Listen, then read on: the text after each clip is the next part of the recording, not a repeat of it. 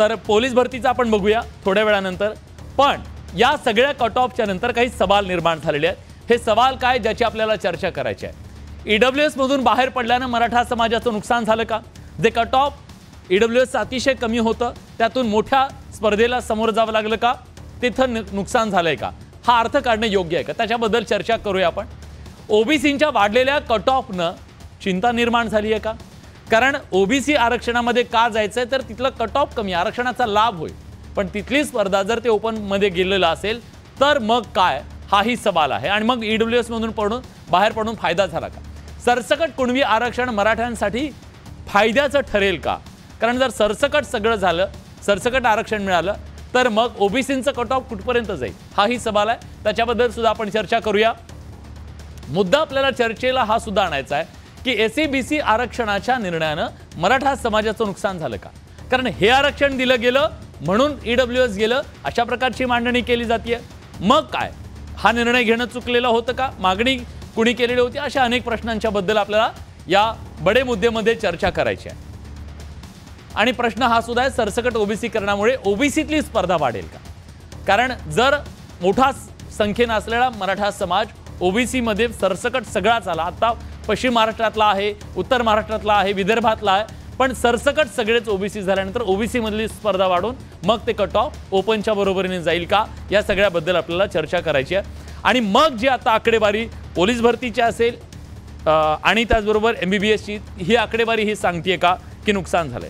या सगळ्याबद्दल चर्चा करण्यासाठी आपल्यासोबत मान्यवर पाहुणे आहेत। आपल्यासोबत या चर्चेत सहभागी होण्यासाठी स्टुडिओत माझ्यासोबत अभ्यासक, आरक्षणाचे अभ्यासक राजेंद्र कोंडरे सर आहेत। कोंडरे सर, स्वागत आहे तुमचं। शिवसेनेचे प्रवक्ते संजीव भोर सुद्धा, चळवळीतले कार्यकर्ते सुद्धा आहेत ते। संजीवजी, तुमचंही स्वागत आहे। जरांगे पाटील समर्थक गंगाधर काळकुटे आपल्यासोबत जोडले गेलेले आहेत। गंगाधरजी, तुमचंही स्वागत। आणि अभ्यासक डॉक्टर उद्धव घोडके पाटील या चर्चेमध्ये सहभागी होत आहेत। पाटील साहेब, खरं तर तुम्ही हा सगळा डेटा समोर आणला, सांगितलेला आहे। आता हा डेटा सगळा जो समोर आलेला आहे, आपण जे आता दाखवलेला आहे, यातून काय अर्थ निघू शकतो? हा अर्थ निघू शकतो का की मराठा समाज ओबीसी ईडब्ल्यूएस मधून बाहेर पडल्यामुळे मराठा समाजाचं खरंच नुकसान झालंय का? काय तुमचं निरीक्षण आहे? सर, मी पहिल्यांदा सगळ्यांना माझा नमस्कार, जय शिवराय, जय जिजाऊ। यामध्ये आरक्षणामध्ये जायचं का? मराठा समाजाला आरक्षण पाहिजे का? तर नक्कीच हो। दुसरी गोष्ट, आरक्षण कशासाठी पाहिजे तर त्याच्यासाठी 3 मुद्दे आहेत। एक शिक्षणातलं आरक्षण, दुसरं नोकरीतलं आरक्षण आणि तिसरं पंचायत राज मधलं आरक्षण। ओबीसी मध्ये जाण्यासाठी आरक्षणाचे जे 3 लाभ मिळणार आहेत ते हे 3 लाभ मिळणार आहेत। तर शिक्षणाचा जर विचार आपण केला तर शिक्षणाच्या आरक्षणामध्ये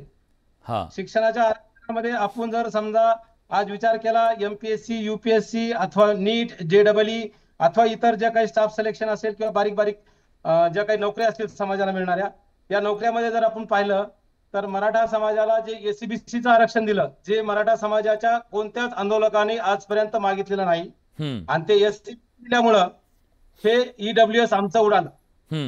आणि ईडब्ल्यूएस उडाल्यामुळं आमचा ईडब्ल्यूएस जो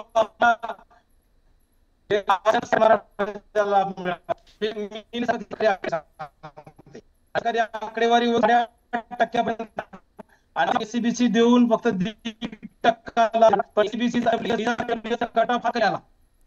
त्याच्यातला मराठा समाज ईडब्ल्यूएस चा कट ऑफ, सगळ्या ठिकाणचे ईडब्ल्यूएस चे कट ऑफ फार कमी आहेत आणि म्हणून ईडब्ल्यूएस चा आम्हाला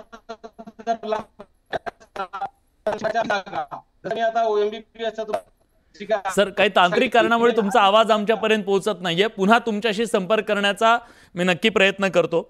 या चर्चेमध्ये आपल्यासोबत सहभागी होण्यासाठी राजेंद्र कोंडरे सर आहेत।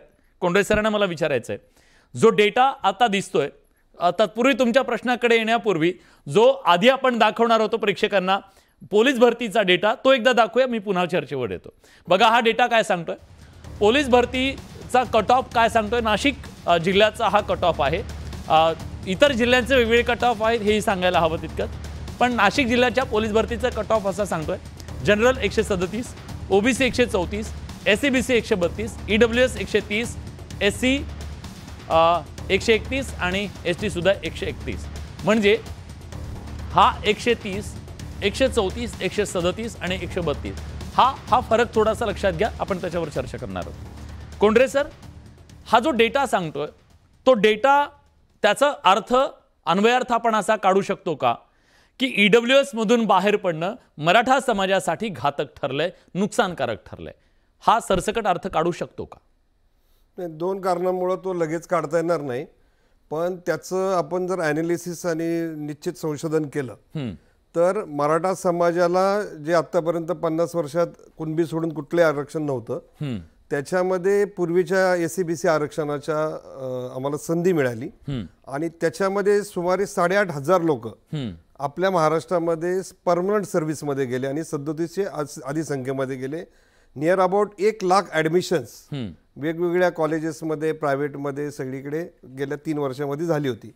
EWS मधून झाली नाही, SCBC मधून झाली होती. कारण त्याला स्वतंत्र 16% आरक्षण मिळालं होतं, नंतर ते 12-13 झालं. आता मुद्दा काय, ते आरक्षण गेल्यानंतर जे नव्या घटना दुरुस्तीने EWS आरक्षण आलं त्याच्यामध्ये 7.5-8% आम्हाला मिळत होतं. ही वस्तुस्थिती होती.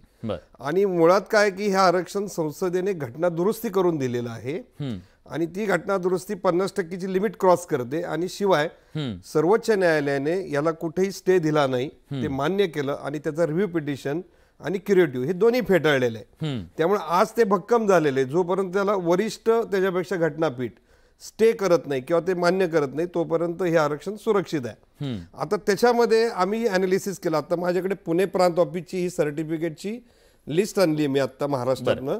1900 सर्टिफिकेटमध्ये आमच्याकडे 1250 ही मराठा समाजातल्या लोकांनी, विद्यार्थ्यांनी सर्टिफिकेट्स काढली. मुंबई, ठाणे आणि जे मेट्रोपोलिटन सिटीज आहेत ती जर सोडली तर उर्वरित महाराष्ट्रामध्ये EWS मध्ये जी सर्टिफिकेट इश्यू झाली गेल्या एकूण त्याच्यामध्ये साधारणतः त्याचं प्रमाण हे सरासरी 60 ते 70% आसपास सर्टिफिकेटच्या बाबतीत आहे. एकट्या मराठा समाजाचं. कारण एक सगळ्यांनी लक्षात घेतलं पाहिजे की ज्या खुल्या प्रवर्गातल्या बिगर मागास जाती EWS मध्ये येतात त्यांच्या जातींची संख्या एकूण 76 आहे, ज्या मला सापडल्यात. अजून बाकीच्या सापडायच्यात. ह्या 76 जातींचं पॉप्युलेशन हे नियर अबाउट 10 ते 14% आसपास आहे. त्याच्यात टॉपर मुस्लिम्स, ब्राह्मण, लिंगायत मधले टॉपर्स आणि शीख वगैरे असे सगळे धरले. पण मराठा समाज हा 28% आहे.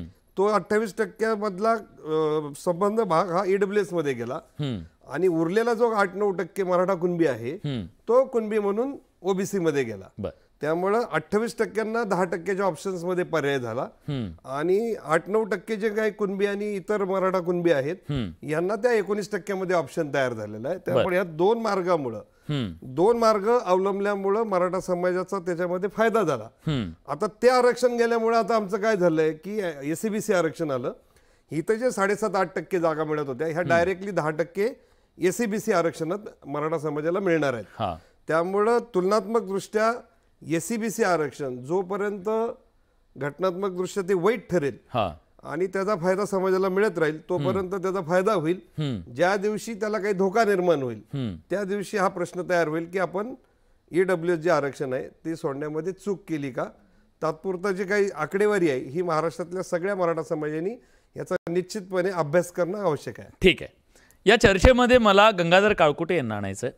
गंगाधरजी, सातत्याने एक गोष्ट सांगितली गेली की आम्हाला EWS आरक्षण नको, अशा प्रकारची मांडणी सुद्धा काही जणांकडून करण्यात आली. आता जी आकडेवारी दिसते त्यानुसार EWS आरक्षण आणि OBC आरक्षण या दोन्हीतली तफावत जेव्हा आपण बघतो, मी आकडेवारी सुद्धा तुमच्या स्क्रीनच्या बाजूला दिसते, कुठेतरी तो निर्णय चुकीचा होता का किंवा त्याच्याबद्दल आता विचार करण्याची वेळ आली आहे का EWS आरक्षणाच्या बद्दलची? मुळात EWS आरक्षण आम्ही कुणीही नाकारलेलं नाही. कोंडरे साहेबाला माहिती आहे, संजीव बोरजे आमचे आणि डॉक्टर साहेब तिघाला माहिती. हे मुळात 10% आरक्षण जसं कोंडरे साहेबांनी सांगितलं तसं जर हे 10% नसतं तर आता EWSचं ते कट ऑफ वाढलं असतं. कारण त्याच्याऐवजी आम्ही तिकडं स्पर्धा केली असती तर तिकडलं कट ऑफ वाढलं असतं असं माझं मत आहे. हे दोघं तिघं त्याबद्दल सविस्तर बोलतील. आणि राहिला विषय मराठा समाजाचं नुकसान करायचं, ते मनोजदादांनी 10% कधीही मागितलं नाही किंवा EWS नको असं बोलले नाही. फक्त ओबीसीतलं जे हक्काचं आहे आमचं आरक्षण ते द्या म्हटले आणि ओबीसीचा कट ऑफ वाढत असेल तर ठीक आहे ना, ओबीसीची मर्यादा वाढली पाहिजे. अगोदर मराठ्यांचा ओबीसीत समावेश करावा आणि नंतर त्याची मर्यादा वाढवावी केंद्र सरकार राज्य सरकारने. खरं तर भाजपचा एखादा इथं आज प्रतिनिधी हवा होता. संजीव बोर आहेत, ते पण आमच्या चळवळीतले, त्यामुळं आणि मुख्यमंत्री महोदयांची भूमिका जरी सकारात्मक असली तरीही भाजप त्यांना कुठलेही निर्णय घेऊ देत नाही जे सगळे सोयऱ्याची अधिसूचना असेल किंवा 50% आतल्या आरक्षणात 19% समावेश करायचा आहे, त्याच्याबद्दल भाजपची भूमिका नाही. आणि भाजप हा इथं राज्यात आणि केंद्रात त्यांची सत्ता, राज्यात त्यांचा मोठा भाऊ. त्यांच्या मित्राला विचारूया, जाणून बुजून त्यांच्या मित्रांना विचारूया. संजीवजी, त्यांच्या आरोपात तथ्य आहे का? ते म्हणतात भाजप तुम्हाला निर्णय घेऊ देत नाहीये, अनेक निर्णयांची अंमलबजावणी तुम्हाला भाजप करू देत नाही, त्यांचं म्हणणं. जे आम्हाला मान्य नव्हतं 50%च्या वरचं ते. ठीक आहे. आणि दुसरा एक मुद्दा त्यांनी मांडला की आम्ही कुठं मागितलं होतं, तुम्ही जे 10% आरक्षण दिले ते आम्ही मागितलंच नव्हतं तुमच्याकडे, असं त्यांचं म्हणणं आहे. नाही, कसं आहे, 10% स्वतंत्र आरक्षण मागितलं नव्हतं असं जर आपण म्हणत असू तर दुसऱ्या बाजूने आपण एकतर ओबीसीतलं आरक्षण मागत होतो आणि 50%च्या आतलं मागत होतो संजीव. ओबीसीतून जे आरक्षण आपण मागत होतो याचा अर्थ जे शक्य होतं सरकारला, राजकीय मर्यादा आणि व्यावहारिकता, महाराष्ट्रातलं सामाजिक वातावरण आणि समाजाला न्याय देणं, या सर्व बाजूंचा विचार करून जास्तीत जास्त लोकांच्या नोंदी तपासणं, नोंदी शोधणं आणि त्याच्या आधारे कुणबीचं आरक्षणाचा लाभ देणं, हे काम मुख्यमंत्री एकनाथजी शिंदे यांच्या नेतृत्वाखालील सरकारने अतिशय प्रामाणिकपणे आणि मागच्या 50 वर्षात केलं नाही, कुणीही केलं नाही, ते पाऊल मुख्यमंत्र्यांनी उचललं.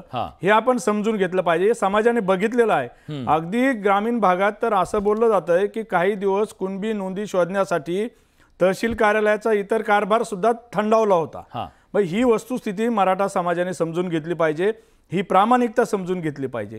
आता स्वतंत्र आरक्षण जर द्यायचं असेल तर EWS मध्ये मराठा समाज स्वतंत्र नव्हता, म्हणून त्याला स्वतंत्र म्हणता येणार नाही, कारण इतरही जाती आहेत. आताच कोंढरेजी म्हटले तसं मुस्लिम आहेत, ब्राह्मण आहेत, इतर समाज आहेत. पण त्याचा सर्वाधिक लाभ तर मराठा समाजाला होतो, 8% पर्यंतचा. 80 ते 85% लाभ EWS आरक्षणाचा मराठा समाज घेत होता. कुठेही मराठा समाजाची तिथे हानी नव्हती.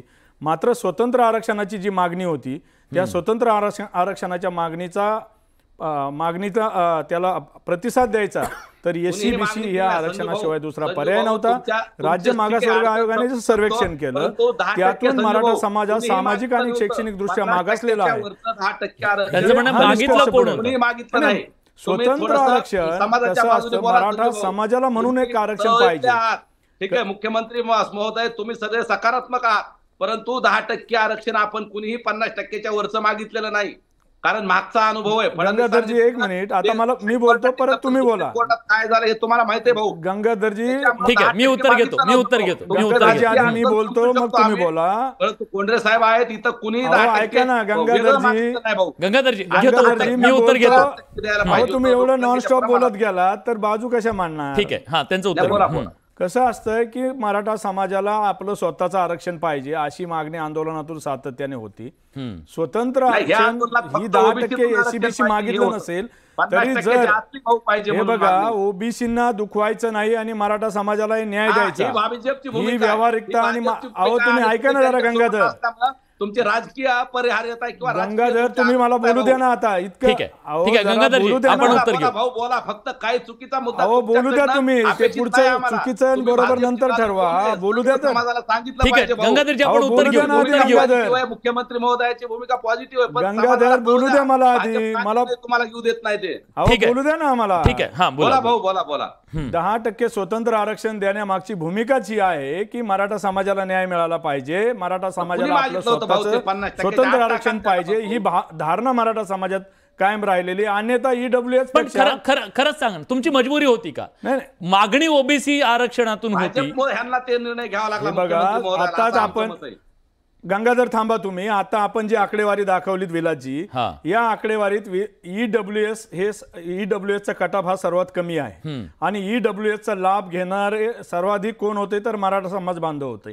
80 ते 85% लाभार्थी हे EWS चे मराठा असायचे.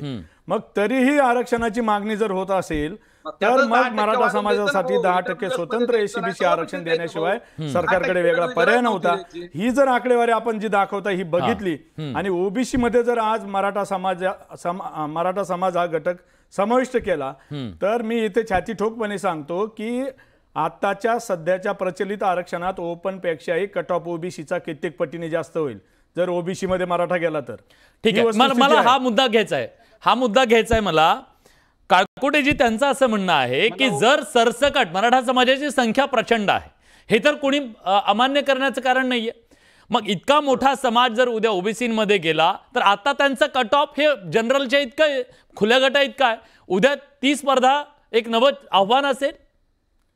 नक्की असेल, ओबीसीची नाव परंतु तुडुंब मर्यादा भरलेली वाढवा आहे. ना. आणि एवढा त्यावेळेस मोठा समाज आपल्या त्याच्यात सगळ्याला गेल्यानंतर ही मर्यादा नाव केव्हा बुडेल 50% समजायचं नाही. 70% मर्यादा करा. त्यात अ ब क ड करा. मराठा समाजाला लोकसंख्येच्या प्रमाणात 15-16% करू शकता, किंवा ते हे ठीक आहे. 10% आहे ते ईडब्ल्यूएस मध्ये टाका. ईडब्ल्यूएस स्वतंत्र नाकारायला नको होतं. पर्याय ना. जरंगे आचारसंहितेच्या पाटलांच्या पोलीस नेतृत्वात जे संघटना आंदोलन चालवलं तुम्हाला 50% त्या च्या आत आंदोलनाने टाकले. ईडब्ल्यूएस आरक्षण मर्यादा नाकारायला वाढवा ना. नको होतं. ही मनोज मोठी दादा चूक झालेली आहे. तर शेवटा मनोज दादा काय म्हणतायत, आधी 50% आम्हाला समाविष्ट करा आणि बडे नंतर सर, तुम्ही त्याची मर्यादा वाढवा. बडे सर, हा, ठीक आहे. बोला, या बोला, दोन पाटील साहेब बोला. तीन दोन तीन पाटील साहेब दिवशी बोला. लागल्यात, त्यात अडचण झाली बडे असेल. सर, डॉक्टर बोला.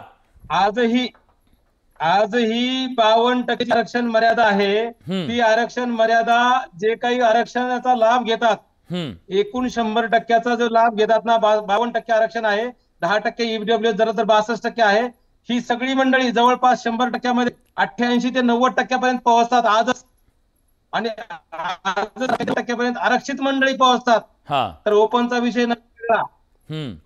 त्यामुळे मला सांगायचं हे की ओबीसीचा जरी मर्यादा वाढली, ओबीसीची जरी मर्यादा वाढली, हा. आज काही नेते म्हणतात की ओबीसी मर्यादा वाढणार नाही, तो नाही आहे. आणि 5 मे 2021 ला मराठा समाज हा सामाजिक आणि शैक्षणिक दृष्ट्या मागासलेला नाही म्हणून मराठा आरक्षण सुप्रीम कोर्टाने घातलेलं आहे. डॉक्टर साहेब काय बोलायला तुम्ही? डॉक्टर साहेब, अहो SCBC आरक्षण मागितलेलं नव्हतं. गायकवाड आयोगाने मागास ठरवलंय ना मराठा समाजाला. कुणी मागास ठरवलंय ना, गायकवाड आयोगाने मागास ठरवलंय. आताच्या आयोगाने गायकवाड आयोगाने मागास ठरवलंय, पण सुप्रीम कोर्टाने गायकवाड आयोग फेटाळला. गायकवाड भाऊच्या आयोगाच्या पक्षाने आणि त्यांच्या भाजपने आता 15 जाती डायरेक्ट ओबीसीत घातल्या. त्याला महाविकास आघाडीकडून त्यांनी लिहून आणलं. पण काळकोटे साहेब ऐका ना, आता संजीव बोरजींचं असं म्हणणं होतं की ईडब्ल्यूएस नाकारणं ही चूक होती. नाही, आम्ही कुणी ईडब्ल्यूएस नाकारलं नाही. सरकारनं हे 10% लादलंय. कुणीही सांगा ईडब्ल्यूएस ला खुळखुळा कोण म्हटलं? 10% ईडब्ल्यूएस ओसाड माळावरची जमीन आहे ती आम्हाला देऊ नका कोण म्हटलं? 50%च्या हे बघा, आम्हाला आंदोलनावर टीका करायची नाही, कारण आम्ही आंदोलन म्हणूनच पुढे आलेलो आहोत. ईडब्ल्यूएस ला खुळखुळा कोण म्हटलं? ईडब्ल्यूएस ला खुळखुळा कोण म्हटलं? ईडब्ल्यूएस ओसाड माळावरची जमीन आहे ती आम्हाला नको. गंगाधरजी एक मिनिट ऐका ना, त्यांचं म्हणणं काय का? हा, त्यांचं म्हणणं पूर्ण होतं, नंतर उत्तर द्या. ईडब्ल्यूएस हे नाकारलं गेलं, ईडब्ल्यूएस ला खुळखुळा म्हटलं गेलं, ईडब्ल्यूएस ला ओसाड माळावरची जमीन म्हटलं गेलं. हे अतिशय गांभीर्याने हाताळलं पाहिजे होतं ईडब्ल्यूएसच्या आरक्षणाकडे. एक मी या ठिकाणी ठामपणे सांगतो विलासजी, मनोज जरंगे पाटलांच्या आंदोलनातून कुणबी नोंदी सरकारला शोधाव्या लागल्या. या आंदोलनाला मुख्यमंत्री एकनाथजी शिंदे यांच्या नेतृत्वाखालील सरकारने अतिशय चांगला प्रतिसाद दिला. या कुणबी नोंदी ज्या शोधल्या गेल्या याचं सर्व श्रेय हे मनोज जरंगे पाटील यांच्या नेतृत्वाखालील आंदोलन आहे, हे आम्ही मान्य करतो. पण त्या पुढचं पाऊल जे पाहिजे होतं, त्या ज्यांच्या नोंदी सापडतील त्यांना कुणबीच्या माध्यमातून ओबीसीचं आरक्षण मिळायला हरकत नव्हती. त्याची अंमलबजावणी करण्यासाठी आपल्याला काय सरकारवर दबाव टाकायचा तो टाकायला कुणाची हरकत नव्हती. पण दुसऱ्या बाजूने ज्यांच्या नोंदी सापडणार नाहीत त्यांना एक तर ईडब्ल्यूएसचं आरक्षण स्वीकारलं पाहिजे होतं, किंवा मग आता एससीबीसीचं आरक्षण आपण मान्य केलं पाहिजे.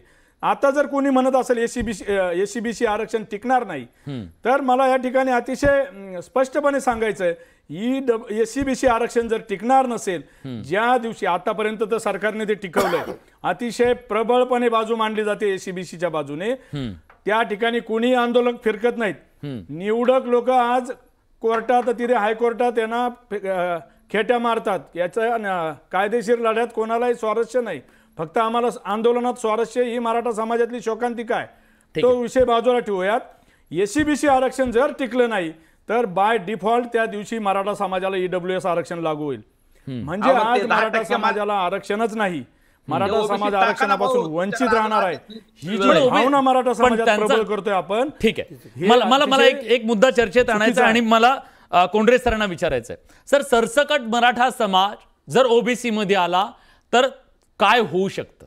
हायपोथेटिकल प्रश्न आहे हा, पण जर समजा असं गृहीत धरूया आपण की ही मागणी मान्य झाली, सरसकट मराठा समाज हा ओबीसीत आला, तर काय परिस्थिती निर्माण होईल?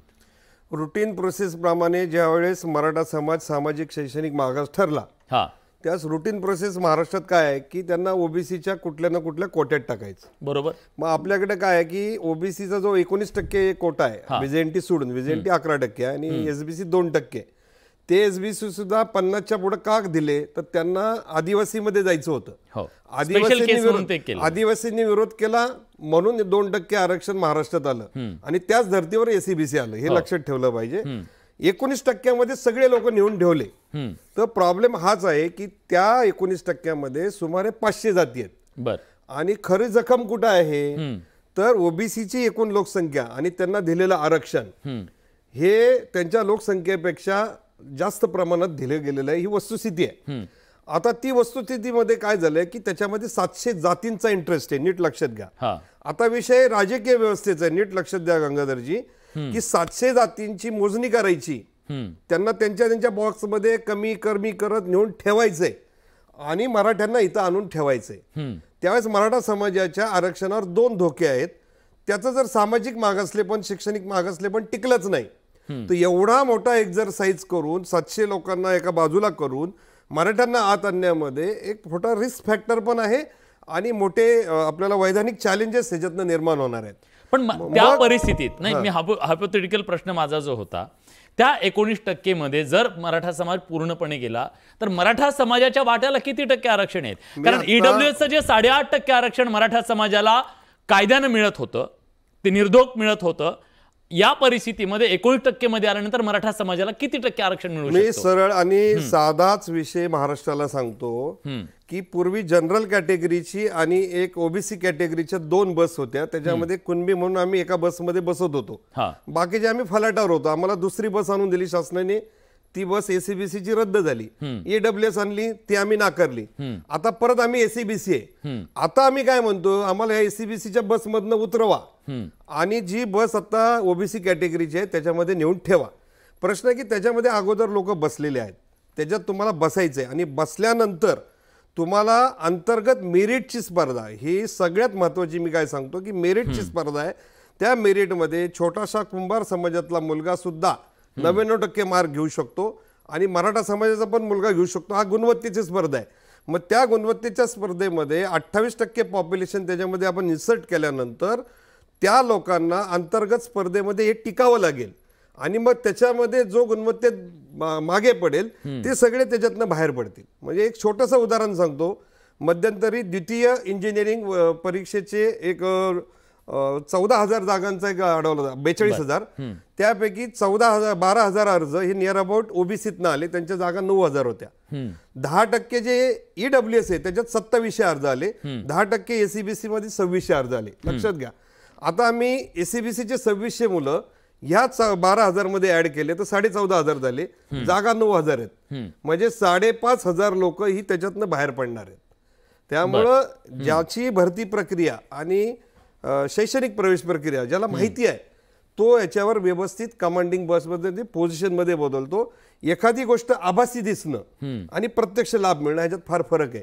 आणि गंगाधरजी परत एकदा महाराष्ट्रातला अजून एक सांगतो की आपण 50% जे आरक्षण आहे ते संरक्षित आहे असा कुणीही समज करून घेऊ नये. नव्या घटना दुरुस्तीनंतर आज असलेलं जे ओबीसी आरक्षण आहे हे तसं वैधानिक नाही.